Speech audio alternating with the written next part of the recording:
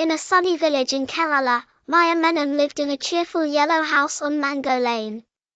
Every morning, she woke to the smell of cardamom tea and the squawk of parrots. But today, she was thinking about magic mango pudding, a summer treat made by her grandmother, Amma. Maya asked Amma if she could make the pudding. Amma smiled, saying it takes more than sweet mangoes, it requires patience and stirring. After breakfast, Maya decided to make the pudding herself, aiming to be the youngest pudding maker on Mango Lane. Maya picked the biggest mango, naming it King Mango. Slicing it was tricky, with juice squirting in her eye and the seeds slipping away. When Amma called to check, Maya humorously replied she was giving the mango a bath. Maya poured too much milk, spilled sugar, and added a big lump of agar-agar, stirring too fast. The mixture turned clumpy, and she felt defeated.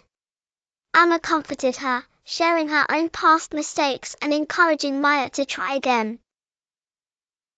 Maya started over, choosing a smaller mango and asking Amma for help. She stirred gently, measured carefully, and whisked the agar-agar slowly. This time, the mixture looked right, and Amma approved, telling her to pour it into bowls. Maya placed the bowls in the fridge and waited impatiently, pacing and singing to the fridge. She even whispered to the mango tree, asking the mangoes to tell the pudding to hurry. Finally, Amma called her to see the results. Maya sprinted inside to find the pudding had set perfectly, shimmering like gold and jiggling like jelly. She tasted it, declaring it mango magic.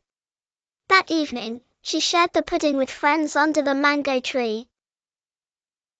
Maya's friends asked how she made it so perfect. She explained that she failed first, tried again, and waited patiently. At bedtime, she added a new recipe to her book, emphasizing patience, love, and sharing as key ingredients.